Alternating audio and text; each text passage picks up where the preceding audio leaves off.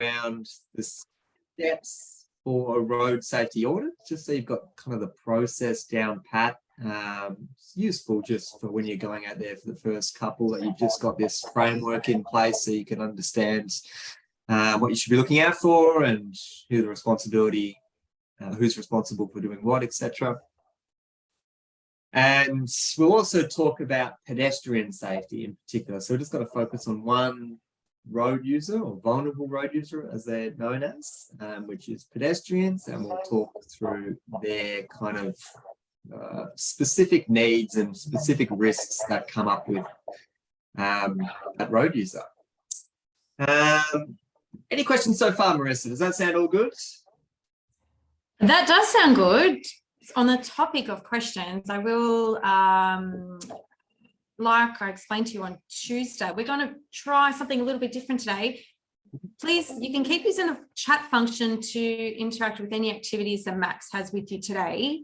If you do have any questions, we would like you to use the Q&A function today. I have enabled the Q&A function so you can see other people's questions, and what you can do in that, you can comment on other people's questions, like their questions and so on. So it's just a bit more interaction there. So please pop your questions into the Q&A functions if that's okay. Any other interaction, please, you're welcome to use the chat. If Max might have a few little activities for you, and any other comments, you're welcome to use the chat. But we'll try the questions on the Q&A today, if that's okay and not too confusing for you. We'll give it a go. Hopefully everyone understands that. Just trying to separate the Q&A will just be for all the, I suppose, technical questions that you can ask myself or Ken, and then we'll answer it through that section. Whereas the chat will just be like any random trivia questions or any side examples that you can think of, or any of those types of interactions. So just trying to separate the two, but we'll give it a go. See, hopefully it's effortless, but if you are having any issues, just use the chat and we'll still be reading that. And speaking of which, I can see a question that has already come through. Regarding the assignment topic, motorcycle audits, just want some clarity regarding the word motorcycle. Does this only mean motorbikes? Yes, so we are just focusing on that topic of motorbikes focused audits. So Ken probably use the term thematic audits, just like a certain theme to do with the road safety audit. So what you'll be focusing on for that assignment is, imagine you've got a project that is meant to improve motorcycle safety. What could you put within that assignment to, create a bit of context around what you'd be looking out for and what are some important things to consider from a motorcycle sport perspective? All right, we'll get stuck into it. By the end of this module, we will be able to chat through the process of conducting a road safety audit. We've defined 10 steps and know where to find further information for conducting this as well. So road safety audit is written here as a straightforward process, but I suppose any process that you're getting used to can be a little bit confusing or daunting. So, don't be too disheartened if it seems a bit confusing the first time you're getting through it, but generally it is meant to be formulaic. It is meant to be, one framework that can be used in multiple different scenarios by multiple different people and still get an output that looks similar. So it's definitely meant to have that embedded within the way that it's been set up. It's got 10 main steps, a few things to note. They take time. They're not really meant to be, a quick tick and flick and it's just a piece of paper and that's the audit done. You are, as auditors, meant to be investing your own time and knowledge to be able to develop these audits. They do add value to a project, so they're not just there to check a box and show that you've done it. They are deliberately designed to be able to identify risks and to recommend mitigating measures, which can then be used by the project team to improve the safety. This sign here, roundabout sign, there is something a little bit unusual about this sign. And I'm wondering if anyone in the chat can pick that up. I'm not going to spend too much time on it now because I've got another couple of slides coming up, but have a think about, is there anything that strikes you as unusual about that sign? And pop it in the chat if you can think about that one. All right, the RSA process. So actually, I might just get the whole process up here, just save me going through one by one. The first step that we've got is the selection of an audit team. The little text by the side of these boxes is just indicating who's responsible for that. So that is the client's responsibility. So the client identifies the road safety audit is to be undertaken, and they select the audit team. So that could be, a request for quotes. It could be engaging a specialist contractor that knows the specific site details, or they're very familiar with pedestrian safety or cyclist safety, etc. So they're just going to go straight to them. But selecting of the audit team. The client is also required to provide background information. What that generally means is any designs associated, just ensuring that they are the most up-to-date, the latest revision of the designs. This is what we want you to audit. If it isn't an design stage audit and it's just like existing conditions or something like that, then obviously just providing where the site is, if there's any known crash history there, if there's any traffic volumes known there, any community concerns that have been written in, stuff like that. So providing all that information to the auditor right up front just gives the best appreciation of the context of the job and can help inform identifying risks. So pretty important part of it. Commencement meeting. So I wouldn't say this is always required. It would depend on the scope of the project, but that would just be the client and the audit team sitting down and chatting about the job in detail. It can also be an opportunity for the audit team to say, well, we are going to conduct a site inspection. This is our plan of attack to do that. It's mostly relevant if it's in a kind of more high risk area. So say like a motorway or a highway or something like that in a metropolitan scene. If you were to be conducting a road safety audit there and you needed to get out and inspect barriers, well, you might have to implement traffic management just to support that function. So that's where a commencement meeting would be useful, just to be able to talk through that as like, this is how we plan to actually conduct the site inspection. We're okay to close down a lane for a couple of hours just so I can do this work. But it's also just an opportunity for the client to run through all that background information and just make sure that none of that information gets lost. Assessing the documents, as the name would suggest, just ensuring that that review has taken place so that it's not just the client gives the information over and the audit team just puts that in the folder somewhere. It's actually about examining what is currently out there and reviewing all the background info. Conducting the audit, including inspecting the site. So that is the responsibility of the RSA team. Typically, site inspections are day and night. Within the Austroads guide, it says for that to take place. There are some exceptions to that. I would say if the intention was not to do a night inspection, then that should be captured at the time of actually issuing the job or issuing the RSA. So it should be the client's decision. No, we don't want to do a night inspection. It shouldn't be the audit teams, because if you were to take that initiative yourself, you are making the decision. No, I don't think there's any risks at night that I need to go out there and conduct a nighttime inspection. That could run you into some trouble if there were actual risks and if there happened to be a crash at night and things progressed into a legal setting, there would be some serious red flags about why you did not conduct a night inspection. So generally, day and night inspections across all RSAs, but if the client says, no, we don't require a night inspection, then as an auditor, you can follow that advice. So you can follow that direction. Just as a rule of thumb, from my experience, it's pretty uncommon not to do a night inspection. The only, like, maybe if you're doing like a feasibility road safety audit where it's just in the middle of paddocks and it's greenfield and there's literally nothing there.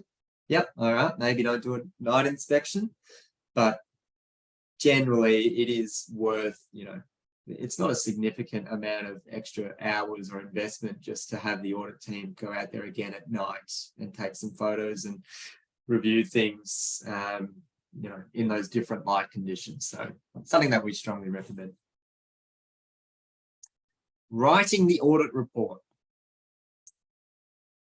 So once again, it's just demonstrating that the road safety audits are not just an exercise that can be completed in an email or something like that. Like, here's some risks, here's some dot points, there's your audit. That's not a road safety audit. It is actually a formal examination of the safety risks associated with whatever project you're looking at. And there is a formal audit report that needs to be completed. So it is meant to have a certain structure to it. Issuing the audit report, so the RSA team will send it off to the clients. This can sometimes also be facilitated by a completion meeting or a handover meeting where basically the auditors will just run through, here's the risks that we've noted, here's some ideas to mitigate these risks, and just chat through it. Once again, it's not necessarily a requirement to hold that meeting. You can just, you know, send things off via email, and if things are read clearly and all the risks are well articulated, then you don't necessarily need to have that meeting. But also, it's dependent on the size and scope of the project and I suppose the clients that you're working with. Write the responses. So this one is really, really, really, really important.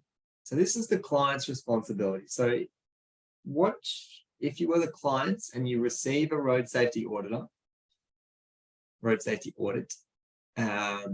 you basically get this table which has all these risks, and then it has the level of risk, and it has some mitigating measures or, you know, recommendations to reduce that risk. It is your responsibility as a client, as the person receiving it, to go through all of those risks and recommendations and say, yep, we can do that. No, we can't do that. You know, just respond to what the auditor is saying. The reason that's so critical is, once again, within the legal sphere, if you have engaged a specialist to go out there and audit your project, and you've got this formal report saying here are risks, and there is nothing from your side acknowledging the risks or showing what actions are going to be undertaken, if a legal team were to, you know, audit that and see that was how the process was managed, you could be in a bit of hot water there, because yeah, you've engaged someone to tell you where the risks are, and then you haven't acknowledged it or referenced it in any way. So something to be really mindful of. The client does have a responsibility to actually write responses to the audit findings. It's also really useful as an auditor if we can see how you've responded to it. I get a little kick out of it. It's not really like a requirement, you don't need to, but I just like to see how clients, you know, how they view things, how they view the level of risk, and whether or not they would be feasibly able to implement the changes that we are recommending. So it's a nice thing to do. It's a nice thing for your audit team to see. It can also help advance them. If you say, no, we can't do this, but we can do that instead, perhaps they can take that learning on for the next audit that they do and consider that as part of the treatment suite. So it is useful to send that response to them as well. And of course, we don't want to just see these things written down and, you know, labeled that we will do. We want to make sure that they're getting implemented. So particularly relevant for design changes. Yes, we're going to change this splitter island width from 2 meters to 3 meters wide as suggested by the auditor, ensuring that it actually gets done. So passing on that feedback to your design team. Any questions so far, Marissa? So I haven't been going through the chat. One question, is there a minimum number for an audit team? Yes, the minimum number would be 2, and it's depending on which jurisdiction, there's slightly different terminology, but you'd have 1 senior road safety auditor and then 1 road safety auditor. So minimum 2. Okay, I think that was there was just a question of duty of care, but I think you've already spoken on that. Yeah. Just a new comment. I would have expected the roundabout sign to have road names for the legs, not just town names. No worries. We'll go back to the roundabout in a second, but good thinking. Yeah. Sorry, we just had a question come in. Does the audit report have a used by date of sort? Oh, that's a good question. Not that I'm familiar with. No, I wouldn't expect it to, because it is a moment in time. You're auditing the conditions. You date the report as, whenever you did it. And if you were auditing designs, you say, these are the designs that were audited. So it is completely accurate in that given moment in time. I don't think the risks would become less relevant unless the traffic conditions changed during that period of time. But no, there's no like sunset period or anything like that for road safety audits. Thanks, Max. No worries. And this was actually just the question that was asked. So key audit steps. We're just going to go through a bit of those steps in a bit more detail now, but selecting the audit team. So 1 team leader, some jurisdictions call it team leader, must be a senior road safety auditor, and then 1 road safety auditor. You can also have others as part of the audit team, but if they haven't completed the accreditation to become a road safety auditor, you cannot list them as road safety auditors because it is a formal scheme. So you can just list them as observer or trainee or project help or something. I don't know. But anyway, you don't want to use the term road safety auditor if they haven't done that accreditation. Client is responsible for appointing an audit team. As part of the contract, the client will likely ask the team leader to do this. So we kind of already went through that. Just a helpful reminder, it is an audit team, so we regularly get asked, I'm not sure if I can be a road safety auditor because I don't know all the ins and outs of signs and lines and how a pavement is constructed and what the working width of a W-beam guard fence is and all these kind of things. But that's why it's really important to reflect that it is a team. So if you don't have the skill set required to perform the audit task, then ensure that someone within the team does. So I regularly,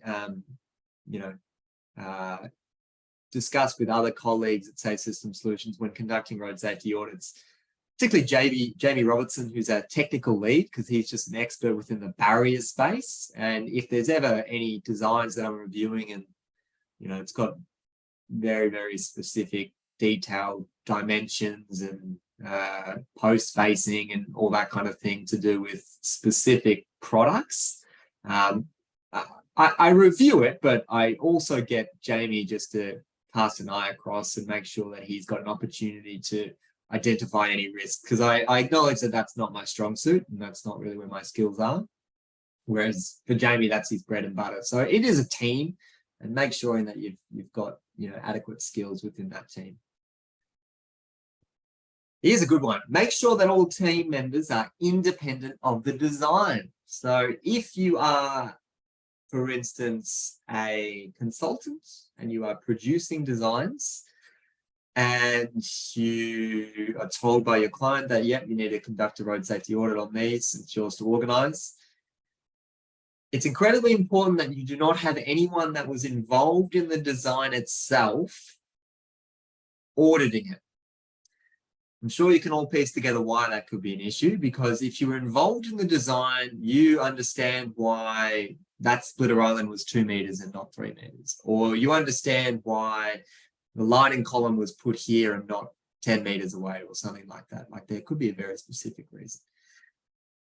Bringing in someone with independent of the design will look at it with fresh eyes and not necessarily know all of those little details and be able to just pick up the risks. Okay, so it's really, really critical. The other, reason as well is you don't want to be seen to be influencing the auditor's opinion at all. So if it was the designer auditing, the design team auditing the designer's work, right? So if that was all kept in-house or within the same team, the person auditing might be like, well, I'm not going to suggest anything that's going to make it too hard because I know that this project is delayed. I know they've only got a certain amount of money to be able to, deliver this project. So I'm not going to suggest building a roundabout here because I know that's going to be way too hard for them. I want to save them some time. And you can understand why it's important to have that independence. Only a senior road safety auditor can lead the audit team. The audit team should ideally have a broad road safety experience. So as I said, if you don't feel like you've got the skill sets required, get in touch with others. Mixture of professions, ages, empathies, gender, demographic, all those types of things. This was just an example where Ken had the audit team organized and then was like, oh, well, there's pretty similar demographics with those three right there, or similar age and men, and maybe we'll try and get Wendy involved in this audit as well, who's perhaps comes in with a different perspective, just so we can hear any of the risks that Wendy picks up on as well. So important to consider that as well about, depending on your background and how you've been brought up, and, that will influence how you risk grade things and how you, identify risks as well. So it's good to have that diversity. All right, key audit steps: providing background info, commencement meeting, access, assess documents, conduct the audit. I feel like we've went through this already. I just went through it through the process, but this is in a little bit more. This is just a reminder to make sure I went through it all. So maybe I should have gone through it in this section, but hopefully that all made sense when I went through the workflow.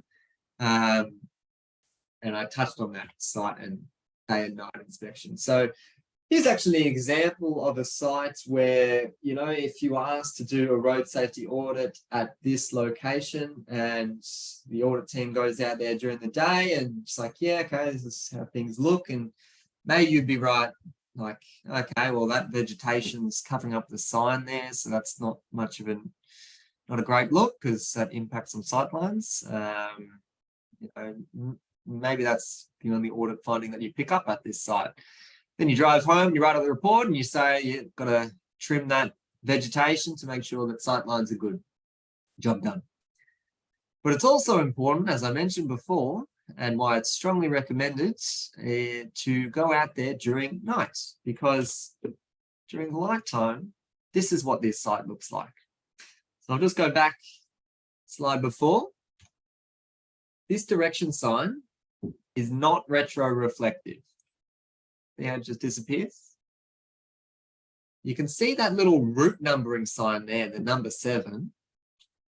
That one is retroreflective. For those not familiar with the term retroreflective, it's just like a special surfacing that's applied to signs where if your headlights or any light source shoots at the sign, it basically reflects back, kind of like a mirror. So it makes signs a lot brighter and a lot easier to be able to see in low lights. That would not be picked up in a daytime inspection.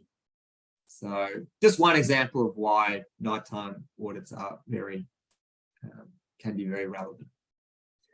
All right, we're back at this sign now. So I did see some answers come through there, and I think I did see the right answer, Marissa, the answer that I was looking for. And that is this little break in the roundabout. You may never, ever have noticed this in your life, but there is actually a little break in the roundabout symbol.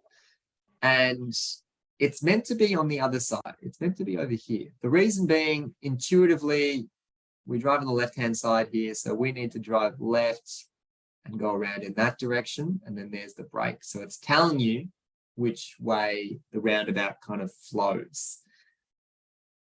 So well done, whoever got that. Marissa, I'll let you troll through the chat to see whoever put that in the chat first, because it's kind of telling you at the moment that the roundabout is operating in the opposite direction. Now, if I was an auditor and I picked up on that as a sign that's been, designed incorrectly and installed, yes, I would raise that as a risk.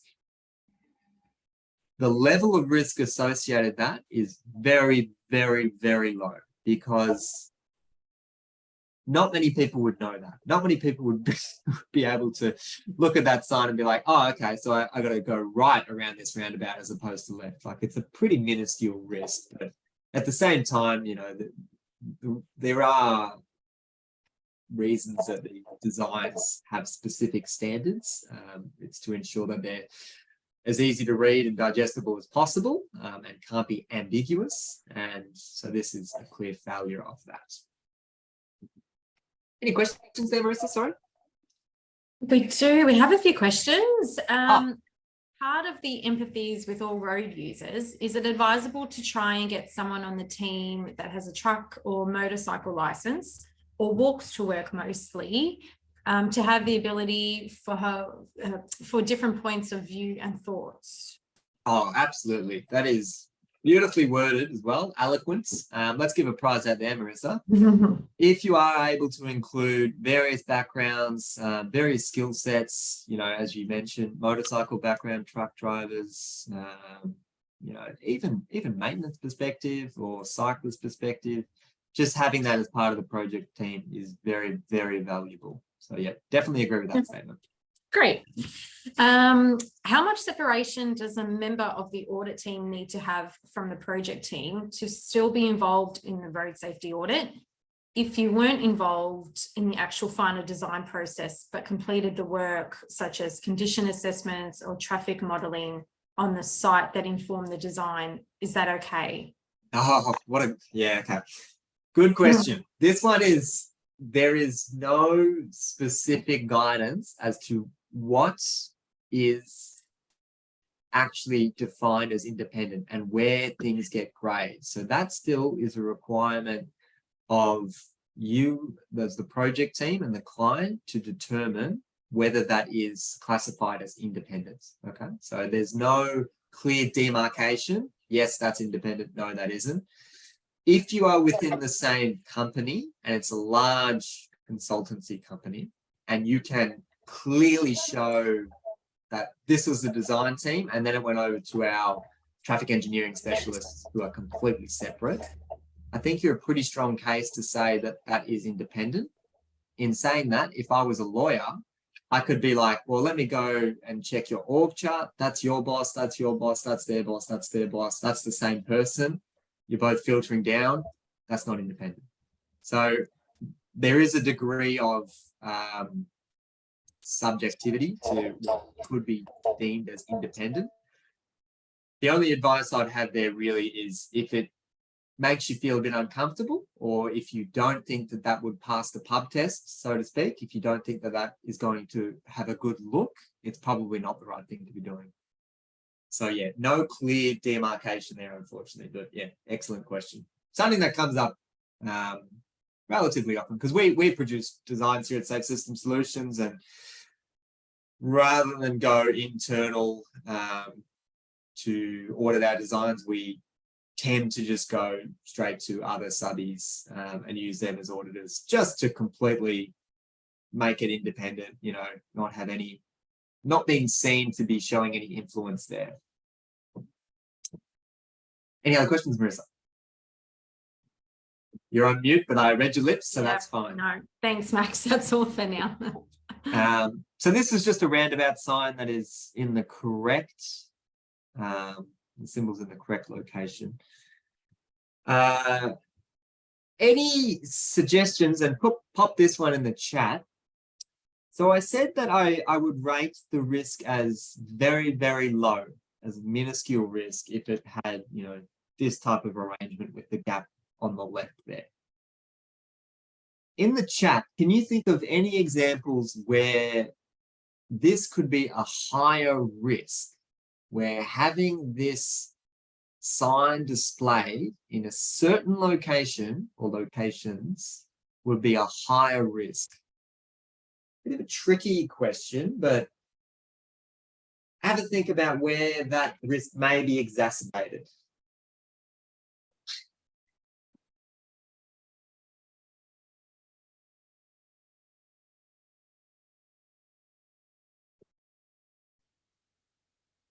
Wonderful. Seeing lots of good, relevant answers there. So where I was kind of alluding to with that question is basically if there's any chance or if there's a high population of foreign tourists visiting. An instance of that would be the airport. So this is what is shown at, I thought this was Launceston, but no, it's Hobart Airport, International Airport. It's no longer there, I should clarify. But would it be possible for someone that's just come off the plane from North America or wherever to hop in a rental car, to see that sign and be like, all right, yep, I head right at this roundabout because that's what the symbol is telling me? It's more likely than just in a other given scenario. So thinking about how the actual site context influences or impacts the level of risk, so the likelihood of that risk occurring. Great suggestions coming through though. Thank you very much. Great to hear such an engaged crowd in today. It's excellent. All right, the audit report, as I mentioned, it is a formal structured report. You need to ensure that you're giving a description of what the project is, the stage of the audit, all that background information that was provided by your client, spell it out, make it as obvious as possible. This is exactly what we were given.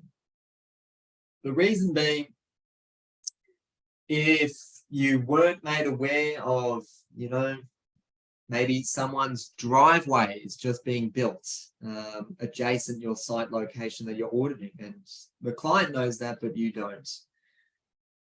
You just put down all the details that you know within this audit report, okay? Just in case anything goes hairy later on.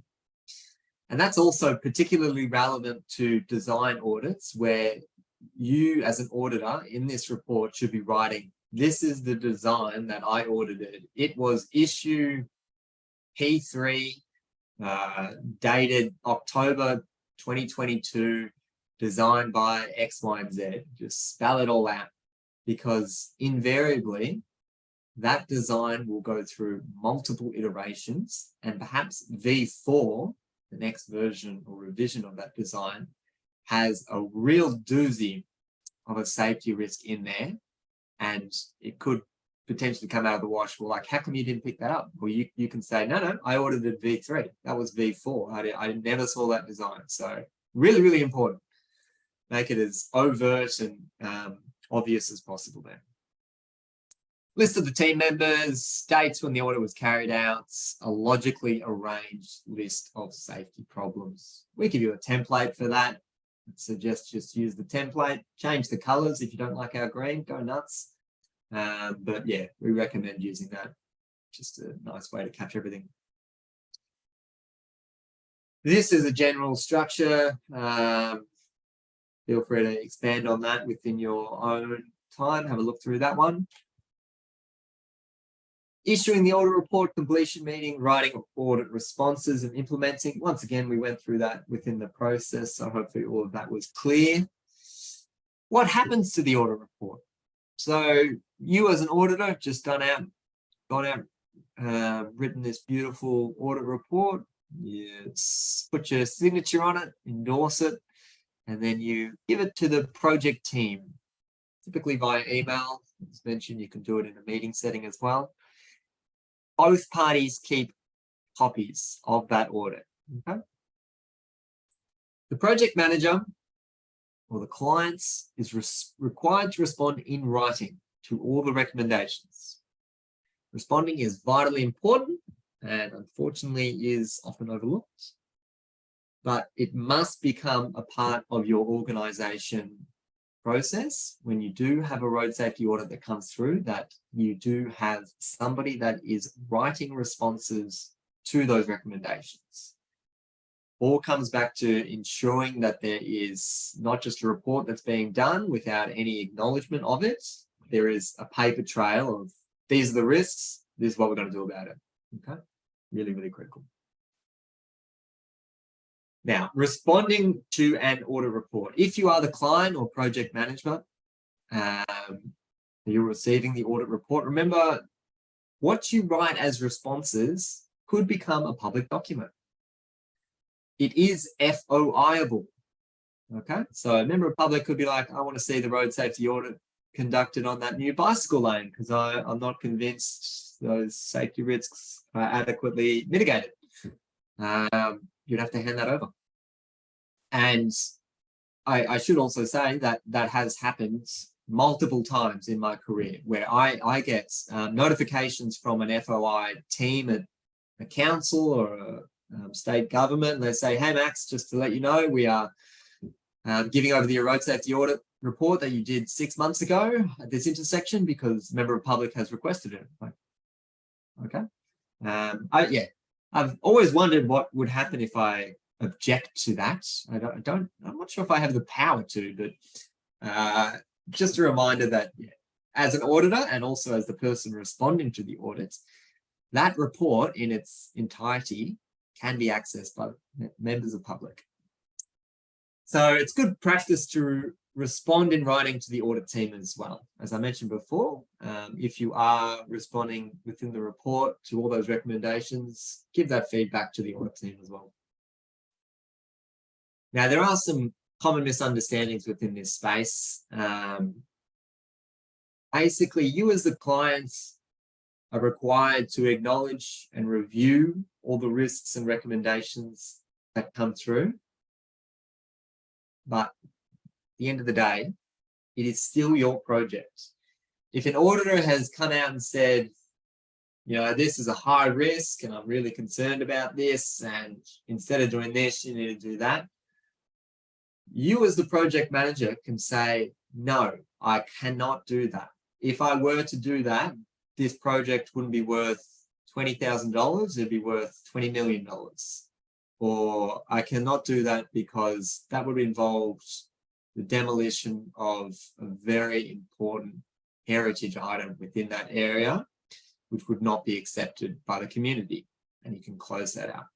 So there is no onus on the client to just across the board uniformly accept all the risks and recommendations as part of an audit report. It's still your project. So you still have all the knowledge about what can and cannot be done, what the specific constraints are. So you are able to say no. It's an important one to think about. Oh, great. Okay, so that's the end of the process side of things. The next section is all about pedestrian safety and things like that. But Marissa, I'll just check in with you to make sure I haven't missed any questions. Yep, we've got a new question. Is there an obligation for the audit team to chase up the client or project managers for response? PMs, I'm assuming, is project manager. Yes, that would be project manager. No, there is no onus to the audit team to do that. As I said, it's just good practice, but it's not a requirement. No other questions at the moment? Yeah.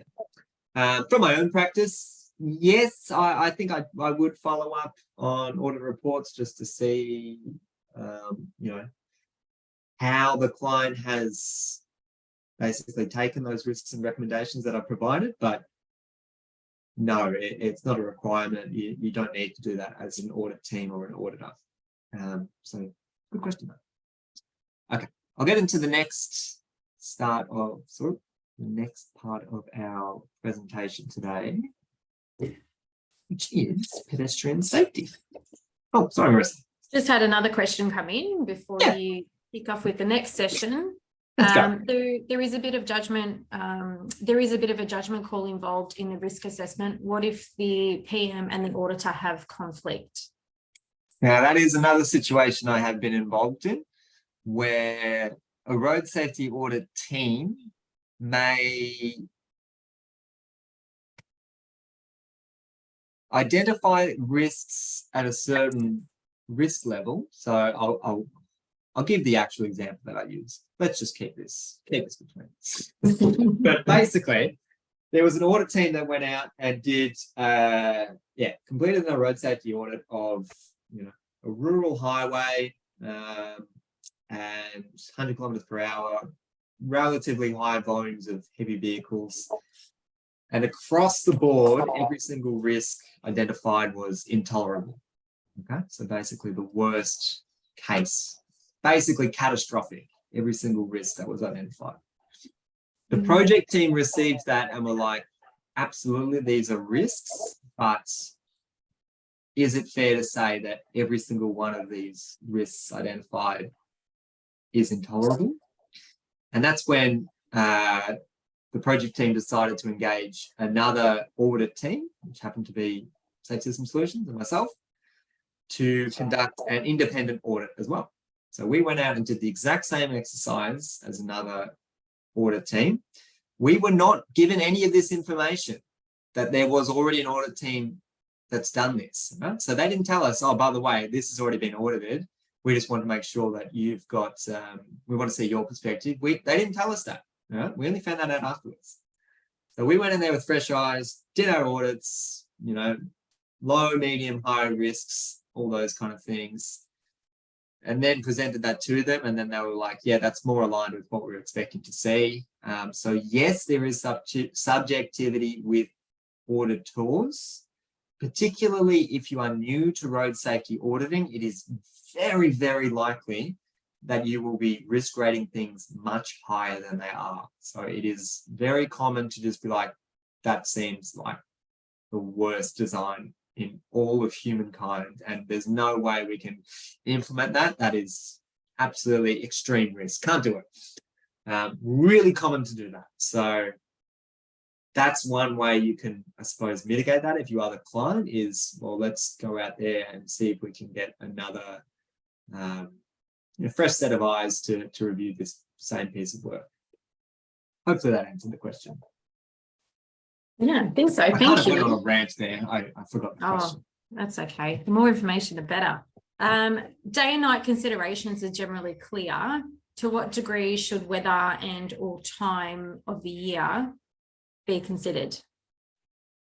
Yeah, so time, both of those are very relevant, I would agree.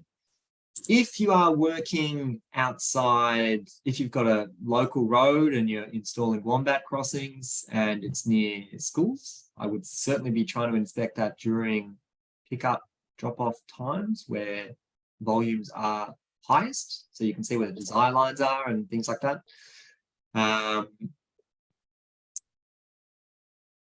Technically, all of that should be written within the, brief completed by the client. This is when we want you to inspect it due to XYZ reason, or we want you to go and inspect this site, when there's frost that has occurred or something like that, because we've had lots of complaints in this area or things like that. So if the client is aware that there's specific environmental or time factors that would be critical to the audit, they should be sharing that with the audit team. In saying that, if you as an audit team member can identify there may be times where risks are exacerbated, you can take that knowledge and conduct a site inspection at those peak periods. Thank you. That's all the questions. Oh, I was about to say that's all, but we just had one more come in. Oh, good. Good. If you do an RSA in tender or design stages, I assume you can still do an RSA through the construction and post or pre-RSA at the end of the project. Absolutely. Yep. It's incredibly common, particularly with the larger projects, to have audits completed at multiple stages. Yep. Great. Thanks, Max. Very welcome. Thanks for all the questions. It's really keeping me on my toes. I appreciate it. Pedestrian safety. By the end of this module, we will identify the requirements for pedestrian safe travel, have a look at where you can get more info for all these things, and most importantly, what are some really common risks for pedestrians, okay? 4 groups of pedestrians that are greatest at risks. In the chat, do you want to chuck down what do you think these groups of pedestrians could be? So think of like demographics or things like that. What types of pedestrians are greatest at risk? Ooh, okay, let's have a look. I can see them coming in. Okay, elderly, definitely 1. Kids or children, definitely 2. So we're up to 2 there. Drunk, yes. Intoxicated, it's probably the word I'd use, but spot on. That's correct. Cyclists, we tend to put them in their own category. It's just cyclists. So for the moment, I'll just leave that one there, but I understand what you're saying. And then disabled. So we've got the 4 there. So congratulations, everyone. People are very switched on. Elderly, young, disabled, intoxicated. 3 basic pedestrian strategies. So way that we can treat the risk here. Segregation, separation, integration. Segregation is they don't interact at all. Separation is either in time or in space. I'll show examples of all these. And integration, sharing all that environment. Okay? Those are the 3 strategies. Best example for segregations would be freeways. Look at this freeway, isn't that? Whoop, I pinned this bit. That one on the right there, that is an absolute shocker. I would hate to be driving there. I think that's in, do you know where that one is, Marissa? Anyway. No, can't say I do. Max? Yeah, okay. Anyone in the chat know where that is? I'm just curious. I reckon that'd be the States. You were saying? Yeah. But clearly, you know, that's identified as locations only for vehicular traffic, no pedestrian facilities there whatsoever. So segregation. Another example of segregation is shopping malls, where there's no through traffic there whatsoever. It's only for pedestrians. So really, really good example of that. Separation is probably more common, what we would typically see. There's this idea of separation in time, where particular instances within the universe, pedestrians have priority, or they get to use the carriageway, and at other times, general traffic get to use it. Perfect example, signalized intersection or pedestrian operated signals. Another example of the separation in time is, you know, school crossings, where at particular times of the day, somebody will stand here with a little stop sign and stop all traffic and let children cross. At other times, it's just a free-for-all for vehicles. So that's separation in time. Another one, this is where you may have seen this if you've ever done traveling in the UK, or I think they do it in the US as well.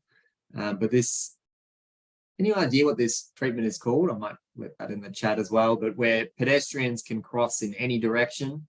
So they're not forced to just go across one leg and then the other leg. So I can see the scramble crossing in there, and that is correct. But the technical term is the Barnes dance. So prize out there to David. Not sure why it's called the Barnes dance. Maybe someone Barnes invented this treatment, but really, really common in the UK. Actually, I think that's the standard to do a Barnes dance at signalized intersections. We also have separation in space, okay? So that's where, you know, within the property boundaries or within the scope of the network, there are still pedestrians and general traffic. However, they are separated generally by footpaths or within the median here using a refuge island. This is a very old technical drawing, I should say, but the principle is still pretty the same. We should really update this slide. And it still is a 2 meter minimum desirable there to have that pedestrian refuge.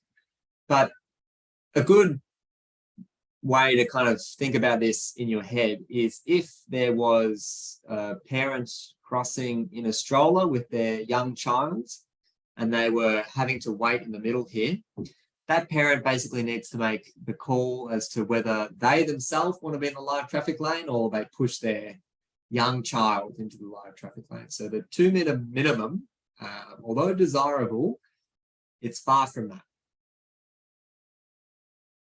Another example of a 2 meter minimum not meeting the requirements for those in mobility scooters, where those can be longer than 2 meters, or people on bicycles as well, where you may, potentially be blocking the carriageway. This idea of separation in space also applies to kind of grade separation as well, where you've got road users, vulnerable road users, our pedestrians that are completely, taken away from the risk there of the general traffic lanes, so they don't have to cross over here and they're forced to go up here. It's probably not all that hard to imagine that pedestrians don't want to do that, don't want to have to climb up those ramps. And if you look at like this zigzag profile, all that additional walking is not an attractive thing for pedestrians. So although you've got this, in theory, you've reduced the exposure between vehicles and pedestrians by grade separating. In practice, it doesn't usually work. So something to be mindful of, particularly as an auditor. So the design team may be like, yeah, we've solved the pedestrian issue. They're not going to have any problems, colliding with vehicles or anything like that because we've got this overpass. But you need, as an auditor, need to be like, well, I don't think that's actually the case. I think they still will be crossing at grade. Integration. So a shared zone. Anyone in the chat want to tell me, is that a legal sign? Am I required to travel at 10 kilometers per hour?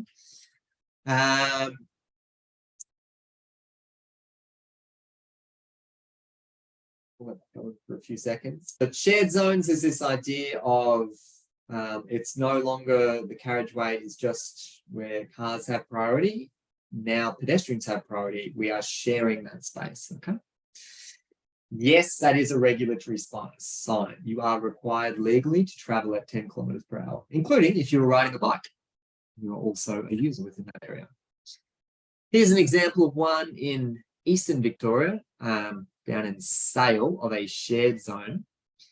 This sign underneath, give way to pedestrians, is actually not required because that sign is regulatory and says vehicles have to yield or have to give way to pedestrians, but acknowledge maybe a lot of drivers don't know what that sign means and don't understand that. So that's probably why the supplementary sign was added there. The general principle for installing any of your shared zones, something like this, the overarching principle, what you should have in the back of your mind is, we want to make this not look like a road, okay? The best shared zones you will encounter as a driver will be, if you're in your vehicle, you'll be thinking to yourself, geez, am I allowed to drive here? This seems really odd. They're really good design. This one's not a terrific example. So they have gotten rid of like the curbs. You can see that's all like flush, which is, that's a good thing. But these like line marking and the line marking there and, the speed cushions in the middle there and the car parking, it still looks like a carriageway to me, okay? And it's still pretty straight as well. So it wouldn't be, impossible to travel at higher speeds, and it also wouldn't feel like you're not meant to be doing that. So not the greatest example there. Okay, we're about halfway through, so I might pause here, Marissa, and just give everyone a 5-minute break. So according to my clock, that will be 11:02. Great, let's do that. And then we Perfect. can answer some questions when we get back. Thank you very much. Great. Welcome back, everyone. I'm going to, do you mind launching a poll, Marissa? Yeah, sure. Just to close out the content that we just went through then. I'll just go to the next slide. Sorry, everyone. Oh, that's all right. One tick. Let me get the right one up. Session 2, poll 1. I should have done it during the break. That's all right. No, not that one. The one which was like The other one. Getting everything wrong today. All right. How about this one? There we go. Which of the Okay. following is not one of the 3 infrastructure strategies for pedestrian safety? Prevention, segregation, separation, integration. While you're having a go at that, I will just run through some questions that came through. Should issues relating to personal security, CPTED related issues, crime prevention through environmental design? I had to Google that. I was not familiar with that. I was just going to say CPTED to you, so I thought you'd know. But not a road safety concern per se, be raised as safety concerns and risk rated in our RSA. For example, a footpath behind big grown vegetation with poor lighting. The short answer to that would be no, because it's not an expectation for a road safety auditor to be fully across the specifics of, what would be considered likely areas for crime to occur. So like, generally speaking, as someone that, has been alive, I know that, underpasses, areas that involve tunnels, areas of low lighting, they're of concern. Could I risk rate them? No, I don't have the skills to do that. So that's not really the point of a road safety audit. There are other methods to be able to capture those risks. So you can go through just risk assessment frameworks, gender impact assessments, so another way that those types of risks could be included. So ensuring that you've got, I suppose, the right skill set to be able to do that. And I don't think road safety auditors are. Good question. Another question that I got was, clients of RSAs would typically be the relevant road authority, so they're the one receiving it. Yep. As opposed to, say, a developer. In your experience, how often is a road safety audit carried out for private development projects, and how enforceable are they? Good question. So yes, if it wasn't, achieving a certain standard or not meeting guidelines, the LGA or the state government or whatever could go pretty hard on a developer. As part of an application process, so say the developer wants to, build 50 new townhouses on a vacant lot at the moment, and they want to connect in with either arterial network or local network, they would require permission or permits to be able to do so. It could be as part of the application process that a road safety audit is to be conducted, and I've seen multiple examples of that occurring. And not just that one needs to be conducted, but one needs to be conducted to satisfaction, satisfactory, the word, of the road authority. So basically that would give you, as the road authority, a bit more power to be like, well, you need to get an RSA done, and it needs to be done to what we would see as a reasonable way to sign off those risks. So just you can put that as part of your policy, that this is what we require as part of the application process. And if you want to get a permit here, this is what you need to do. So yes, I've certainly seen it done. Is it done across the board? No. All right, we'll end the poll there as well, Marissa. Hopefully that answered the questions there. We will. We've just got a comment, not sure about other states here, but in the Northern Territory, RSA is part of the development permit process, and you're required to submit RSA pre and post development. Perfect. Thanks very much for sharing that. Great to have that insight. Okay, sharing results there. Excellent. So prevention is not one of the three. So good work. I should, as mentioned, should have done that over the break. So apologies for all that information all at the same time. All right, we'll move on to the next section. What to look out for when road safety auditing for pedestrians. Okay, so just some common risks that we pick up within this space.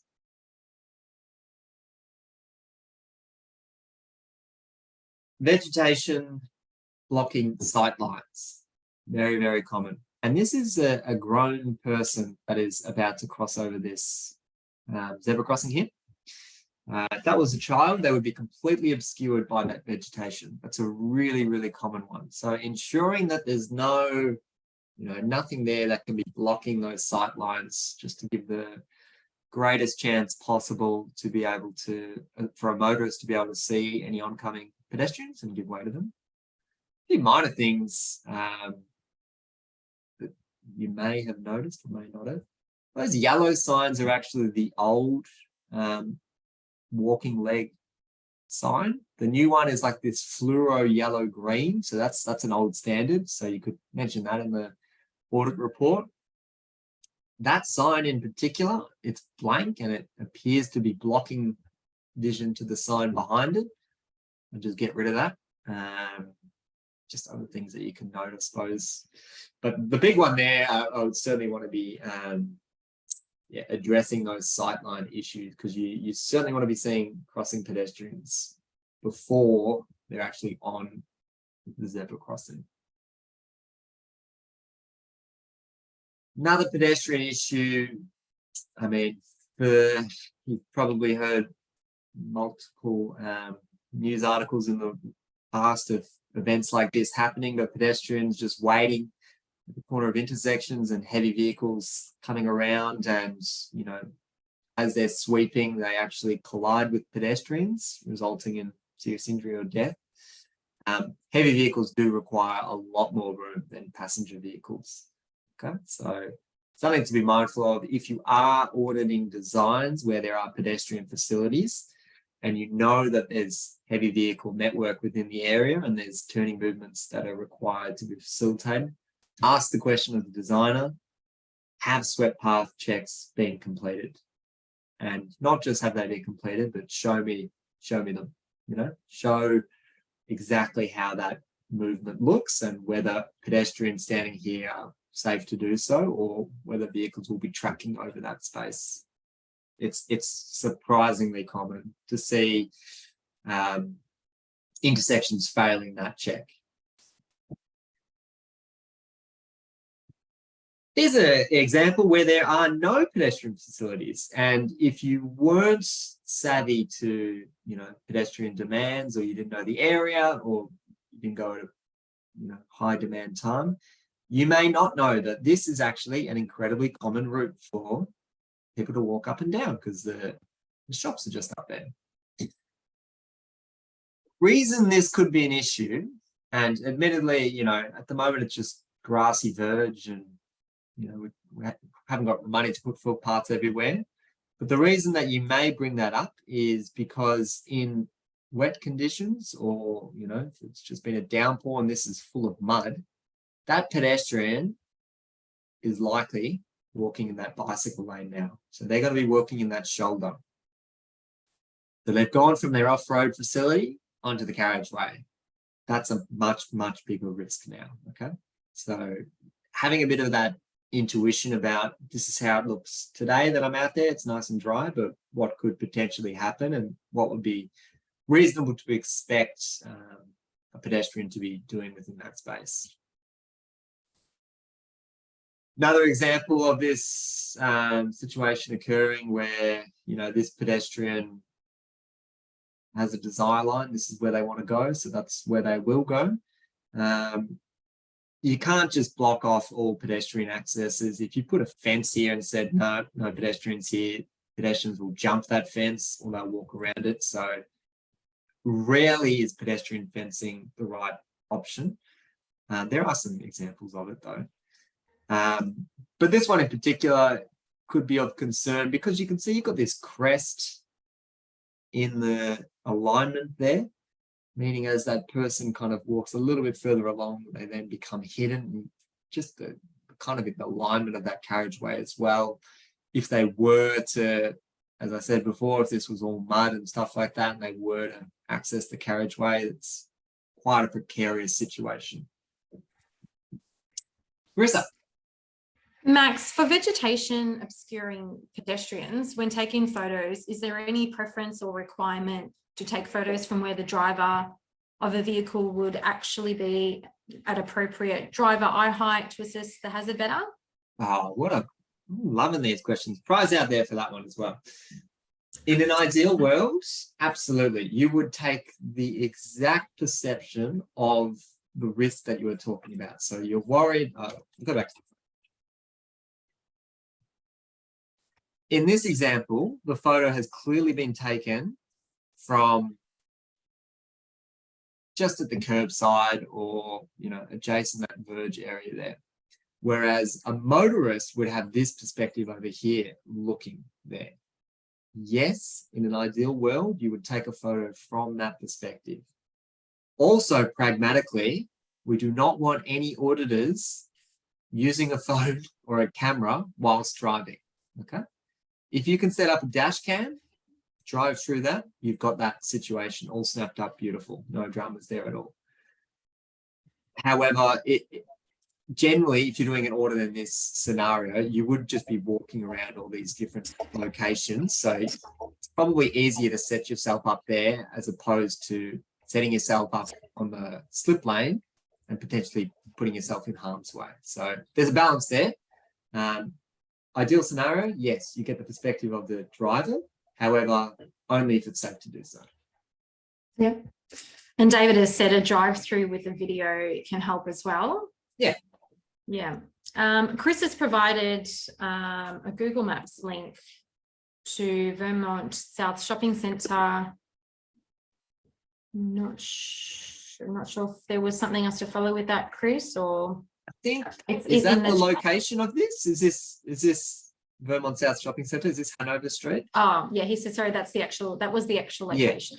Yeah. Yeah. Yeah, that's another good way to get it. So good thinking, Chris.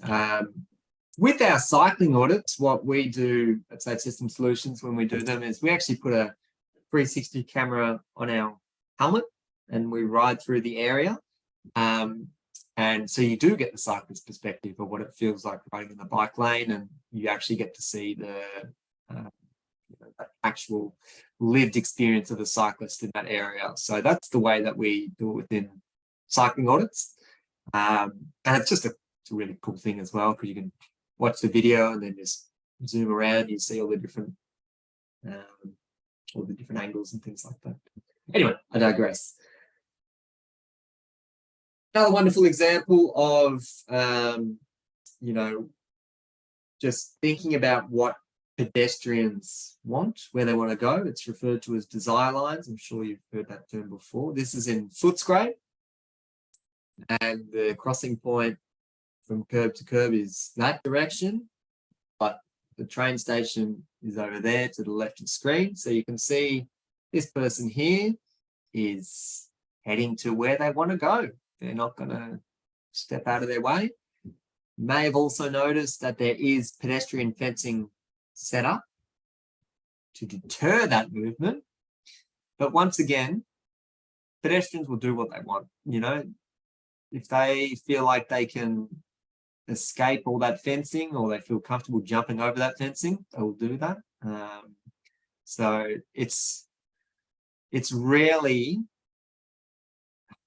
Oh, yeah, I suppose I'm just not a big fan of it. Also, just from a streetscape perspective, it kind of just looks like you're caging in all your pedestrians. Like it's just this idea of, almost like cattle just moving through. This is your avenue, nowhere else. I don't particularly like it, and I don't think it's particularly effective.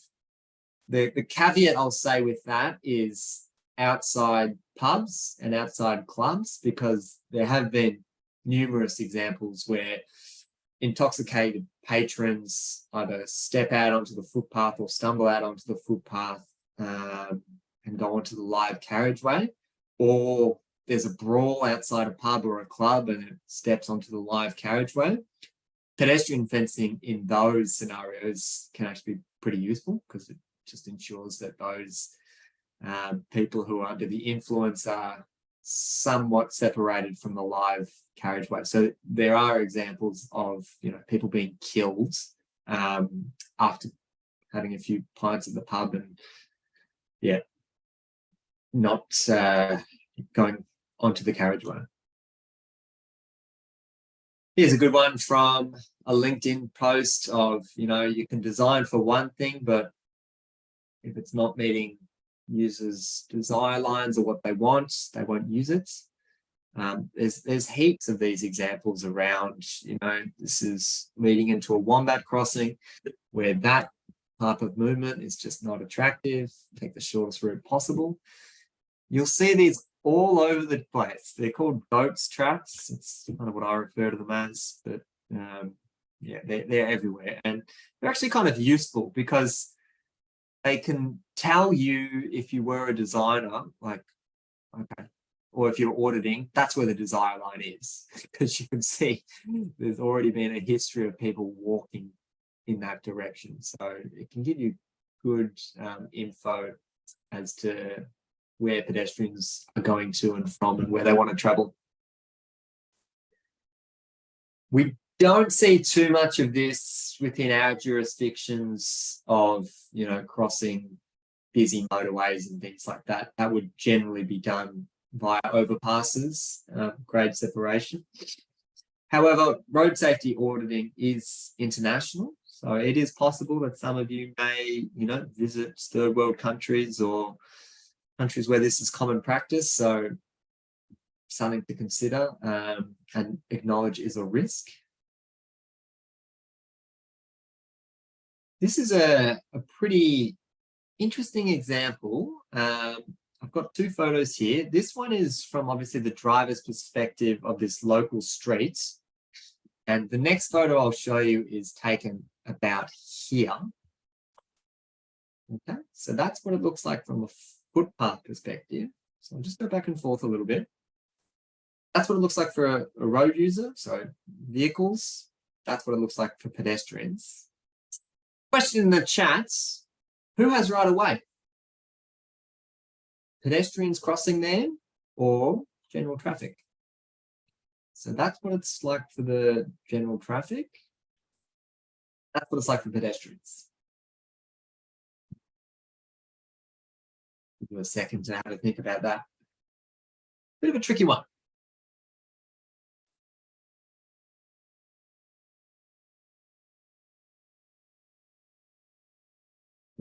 All right.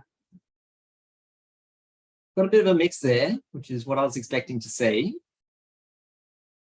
The answer is vehicles. Vehicles have priority there. So this is not a pedestrian crossing. You need to have the associated signage and line marking for it to be a pedestrian crossing. This is still the carriageway. That's why putting things like this in, cobblestone, different pavement, the fact that it's all one level can actually be a negative thing because it can communicate to pedestrians, I've got right of way here. No, you don't, okay? So you should be very, very careful if you are encouraging or somehow communicating to pedestrians that this is no longer the carriageway, there's something different about this area, but not giving them priority, okay? In an ideal scenario, this would just be a priority pedestrian crossing and vehicles would have to yield, but that is not what has been installed here. And at the moment, this is causing confusion. This is outside a school and very, very, very common to see motorists yielding. So they don't know what to do either. So they're like, all right, like, something's changed here. Do I have to give way here? I'll give way just to be safe. we should not be relying on motorists to be making that call, because indeed, I believe, I could be wrong, but I think that there was actually a collision here with a motorist driving through there as, you know, not breaking any laws there at all, and a pedestrian walking straight out because they thought they had priority. So yeah, something to think about if you've ever got those types of crossings. They were, yeah, I've got to say, they seem to be quite common a few decades ago to install that type of thing. You can understand that the thinking behind it, just trying to raise the awareness of the crossing point, but it comes at the cost of perhaps giving pedestrians the wrong idea that they've got priority. Another example of this, this is just using coloured pavements at the threshold. Really, really strange road rules within place where if you're a vehicle entering this side streets, you have to give way to all pedestrians crossing. If you're exiting, that's yours. That's your priority. So basically, if you're a pedestrian crossing over, from here you've got priority, and then you get to that point there and you need to give way. Like, that's what our road rules say. It's bananas. I should stop using that phrase. I already got caught out for that earlier. It's very strange that it's not consistent there, unless we've got signs, you know, ahead of that saying that this is a pedestrian crossing points.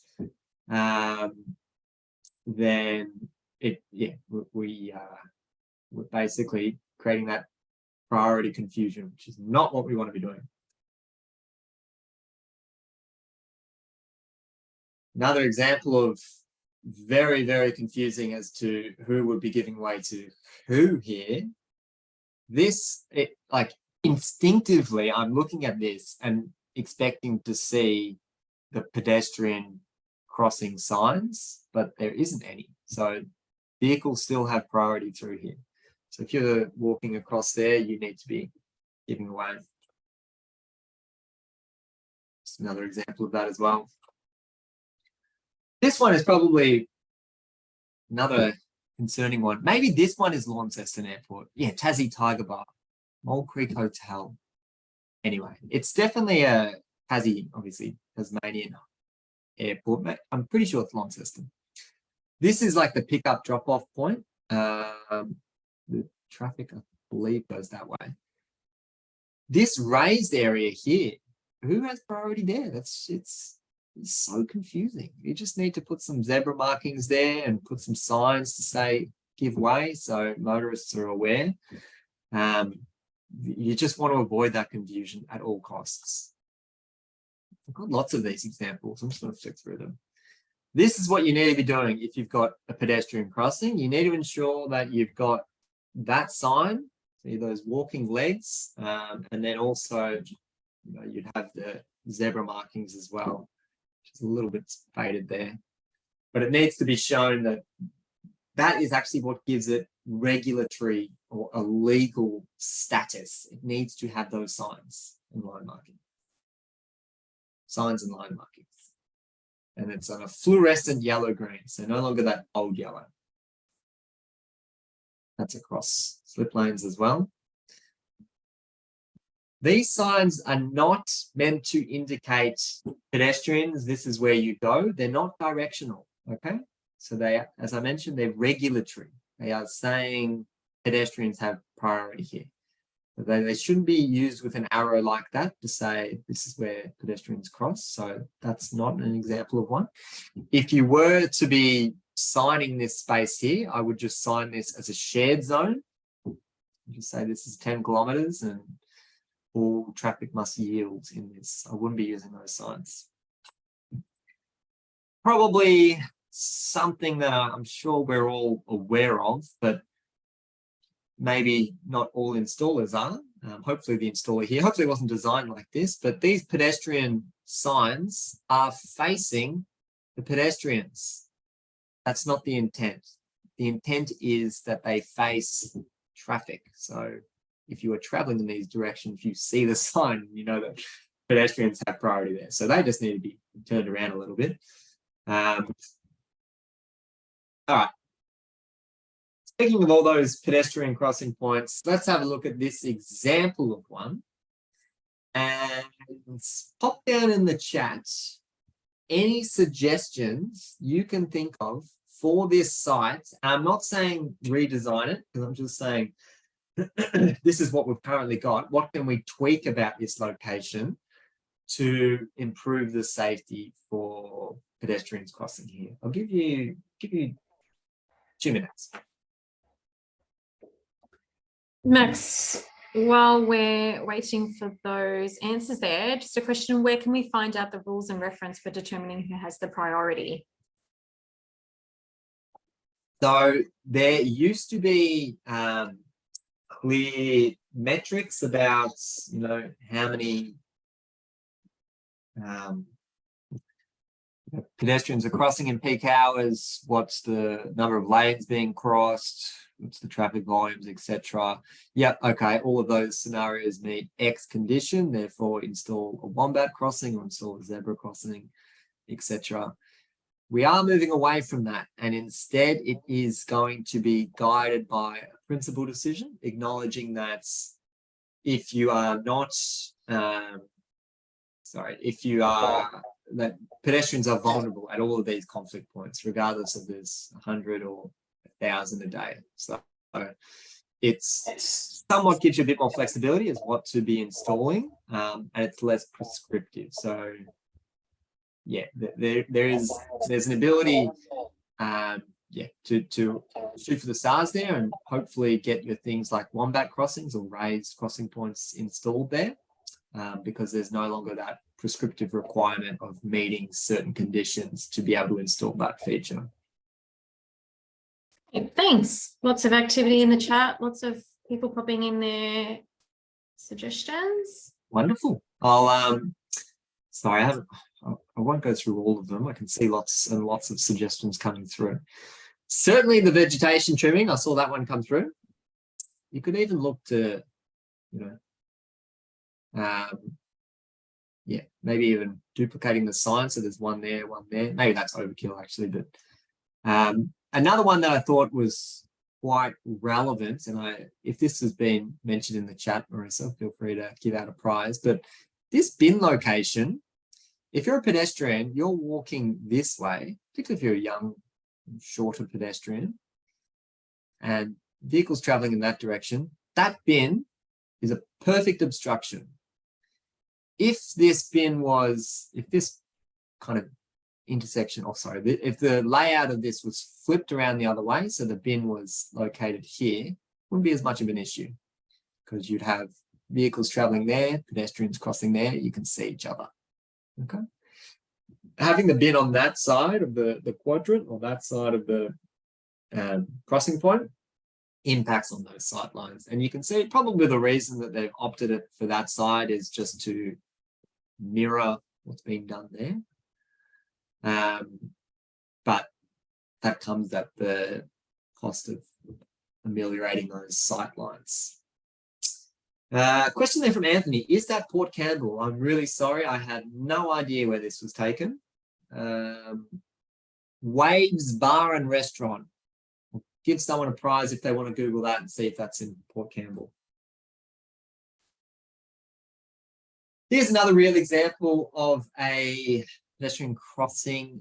This is across a large arterial highway in the metropolitan Melbourne. Real example here. So this is kind of like a service road, and this is what it looks like on approach. The crossing is just about here, kind of thing. It's 50 on the service road. This is approaching the service road, so really, really busy, always congested, 70 km/h highway here. This entry point is actually quite shallow, so it's quite easy to be able to just dart in there and maintain speed, and then the conflict point is just about there. Now, this was unfortunately a site of a coronial inquest because a pedestrian stepped out onto the service road here, so it was leaving the footpath, and was unfortunately struck by a motorist, resulting in a fatality. one of the, I suppose, leading factors that would have increased the risk of this crash, or the reason that it may have occurred, it's not overly apparent in this photo, but when you're out there on the ground, you see a green little walking man there, a green walking man there. There's that haptic sound, not haptic, just that that sign that to cross the road now, like that urgency. You hear that. Of course, you're going to step across there. Like, there really is a lot of cues for you as a pedestrian to be like, I need to cross now. This is my time to go. So it was that instantaneous decision of green, go. Obviously, that is not applicable to this section. The signals did not carry all the way through. But you can see how it creates that effect or communicates to that pedestrian that you're good to go. So unfortunately, we learned after the fatal events of this risk. It has since been rectified, where there is now a raised crossing point with the wig-wag signals there that flash. So it's not, the entire thing isn't controlled by the signals, but having the raised crossing point is a really excellent way to manage that risk. You can see David there saying it's the see-through effect. Yes, absolutely correct. Another common RSA misunderstanding is what is the difference between the Disability Discrimination Act audit, DDA audit, versus a road safety audit.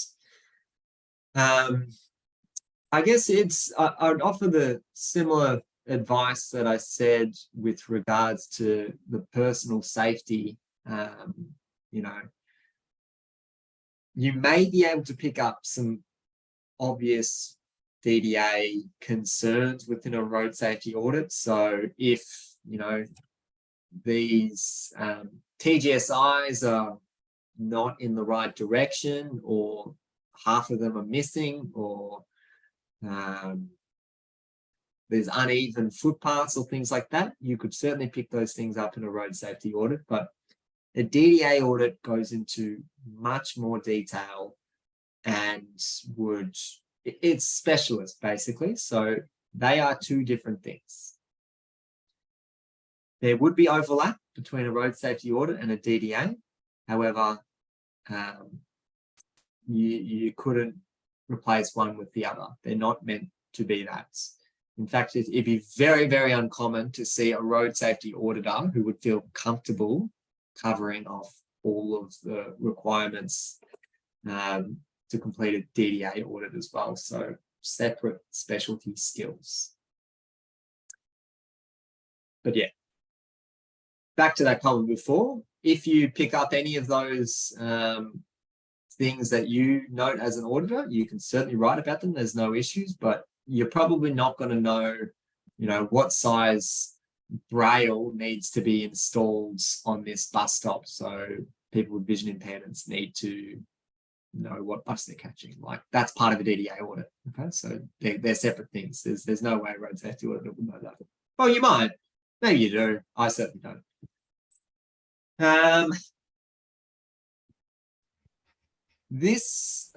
Marissa.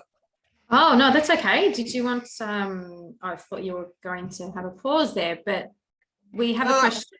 I would like a pause because I don't know what this photo is meant to say. So let's pause. That's all right. We have a quick question, but before we get to the question, Jacob has funnily pointed out, which I also had the same thought when you were speaking of it, the song that made Billie Eilish a global star, which was, I think it was called The Bad Guy, and won her a Grammy and so on, was in fact built around the sample of that crossing sound. Yes. Very cool, huh? Yeah. Fun fact. Yes, absolutely. For a raised platform crossing, is there any numbers or volumes of pedestrian counts which will trigger the design consideration? Yeah, so as mentioned before, we are going to a principle-based decision making as opposed to relying on metrics. So once again, I think we should be starting at where vulnerable road users are present, we know at speeds of 30 kilometers per hour or above, they become incredibly likely to die due to that collision speed. So if we can bring speeds down using RAID's crossing points, that's what we should be starting at. So we're really trying to move away from relying on what the existing kind of volumes are telling us. Yep. Thanks. That's all. No worries. All right. So back to this photo. I think it's from memory, the way that we chat through this one is just the coloring of the crosswalk is what you call it in America, of the pedestrian crossings there. Some people have very anti views on this coloring and others think it's the best thing in the world. Some LGAs would do this at every single crossing point and others would never use it. My opinion is I don't think it significantly offers any benefit to actually color those. I don't think it's going to really change the level of fatal and serious injury crashes or level of road trauma that's occurring on a network. So not a significant, worthy investment I wouldn't expect, just from the research that I've seen. But the other thing I don't like about them is it looks good on day one, but 6 months or 6 years down, it looks terrible. And I don't know, creates lots of maintenance issues, which I'm sure we can all relate to. I don't remember this slide either. So this one is probably just looking at these curb ramps and the steepness of those, whether that would be applicable for people with any mobility issues. So we've got this kind of downgrade up to the upgrade there. It's just not a very comfortable scenario for those in wheelchairs, and no landing there, as Sid mentions. All right, let's have a look at this intersection. Now, real intersection here. This is obviously, as you can tell, it's done by an aerial. You can see in every quadrant of the intersection, there's slightly different way of how they have been set up. And if I were to tell you at one of the quadrants or one of these locations, there were 6 pedestrian crashes within a 5-year period. 3 of them were serious and 3 were fatal from memory. So that is like the definition of there is a crash trend here. All of those were occurring at one specific location. And before you chuck it in the chat, we will actually open up a poll if we can, Marissa. And we've just labeled these different areas where those crashes could be occurring. So location number 1 would be a vehicle that's turning left and entering this service road. The dotted line is the pedestrian crossing there. So we're actually gonna launch a poll. So rather than put it in the chat there.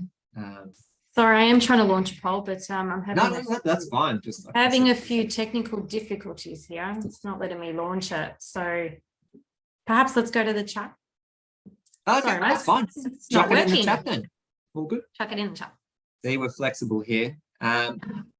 Location number 2 is crossing at a signalized intersection and then the vehicle turning from that little slip lane area. Number 3 is crossing over the slip lane as well. 4 is the same, crossing over the slip lane. And 5 is crossing over the driveway. All right. Where do you think the bulk of the pedestrian trauma is occurring? And not just the bulk, but all of the pedestrian trauma. 5, going against the trend. I like that. Very brave. All right. I might just carry on with this because we've still got a few slides to go, but the answer is number 2. And the reason being, it's actually an incredibly unusual layout. that is installed there. If you have a look at number 4, the way that slip lanes are typically managed is pedestrians kind of cross over the slip lane and then they cross in 2 goes like that. Whereas this one is managed by they're crossing over just they're either crossing over the slip lane or they're crossing over the traffic lanes there on the main highway. And those in the slip lane are forced to give way to already crossing pedestrians. It's just flipped that arrangement altogether. Very, very unusual.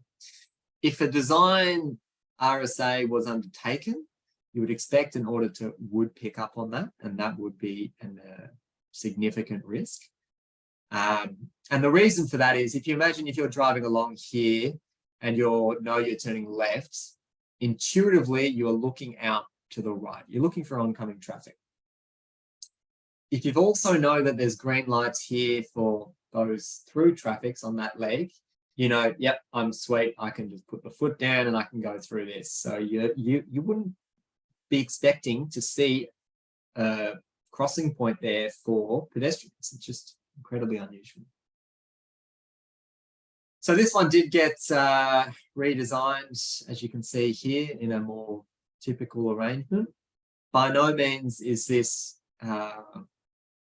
you know, this is what's going to resolve all pedestrian issues at this location, but certainly going to reduce that specific risk that was mentioned.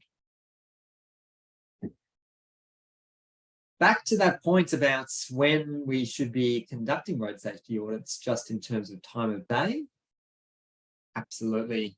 If it's near a school, you should be going during school pickup drop-off times, because this median refuge, you may expect, yeah, that's like 12 meters. That's pretty long. That should be fine. But maybe that doesn't at all cater for capacity during those peak periods. So just testament to going out there when you do find those highest risk times. If you've analysed that there are specific scenarios, you should be investigating the audit at those times as well.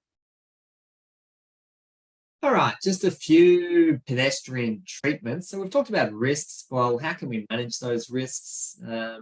So certainly signalised crossings are a good thing, pedestrian operated signals.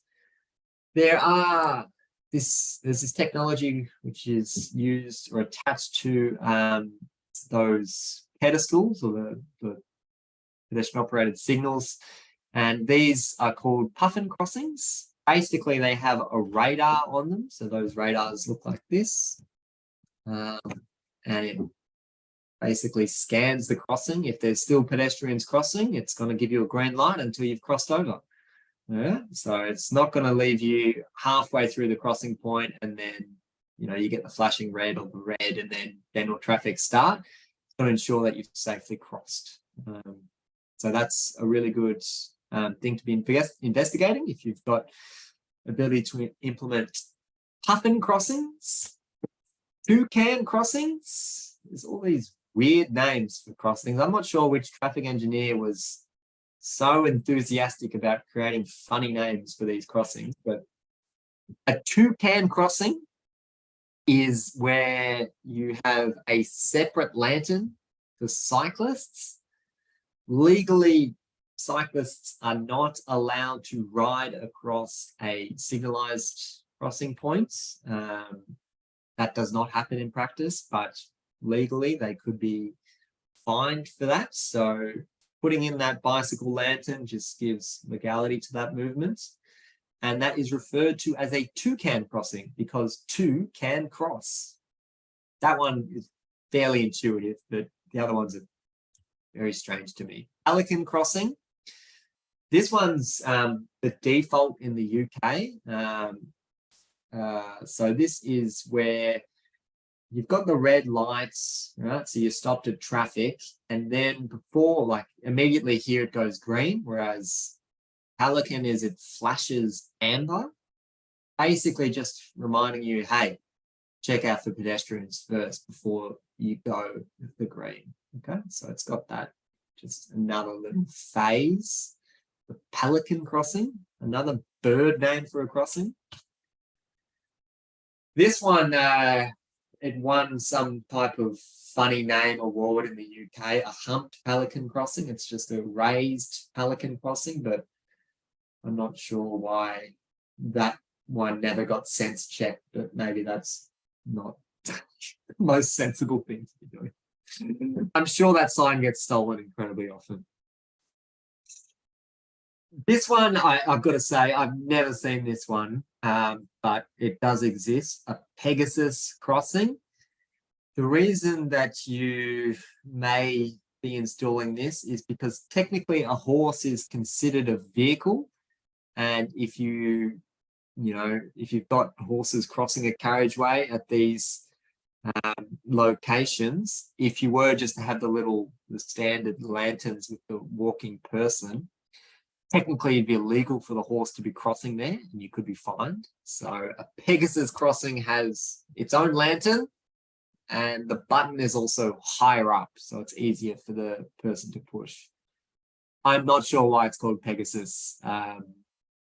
Pegasus was a unicorn. Anyway, yeah, Pegasus has wings. That's right. Yeah. So yeah, that one's baffling to me.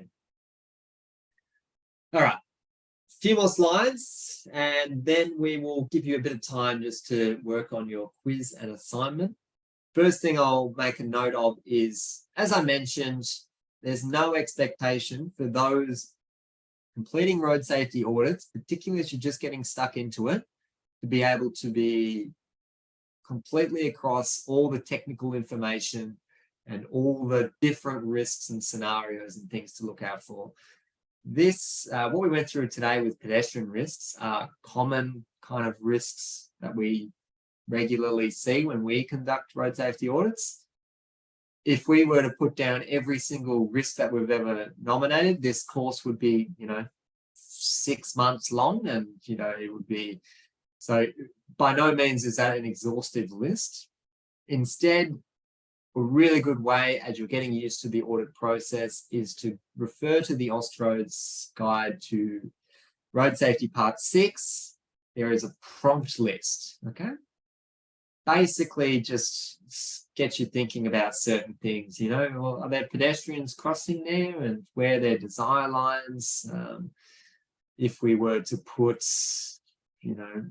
a new drainage channel here, will that mean that there's going to be people that are forced to walk in that water? What kind of effect will that have? Just really trying to spell all those things out. So a really, really useful tool as you're just getting started within your road safety auditing career, to use that prompt list. Really, really effective. I'll be honest, once you've amassed a certain amount of number, you will find the prompt list to be a bit tiresome and a bit bothersome, and a lot of things are not relevant, but I suppose that just comes with experience. All right, we've got 10 minutes left there, so I'll just check in with Marissa to make sure I haven't missed any questions. No questions. Terrific. At all at the moment. In which case, you can use this time now to ask any questions, or you can just hop straight onto the quiz that we've got for today, Yes. or finish off the assignment that was delivered in the previous module. So just thought we'd allocate a bit of time so you've got, you don't have to eat into your lunch hour to be able to complete that work. So any final questions there? Yeah. We're happy to wrap things up. No final questions. Brilliant. You'll find the module 2 quiz under module 2 on the LMS. And yes, as Ken, Max, No, too similar, both got the brilliant I'm moustaches. going to shave my head. No. Yes, the due date for the module 1 assignment is on Monday. So hopefully you've been able to get a start on that one. If not, submission by Monday, close of business would be great. And thank you for all your participation today and all your questions. It's been great. It's been excellent. Thank you very much, and hope you enjoy the rest of the course. Have a lovely day. See you, everyone. Bye.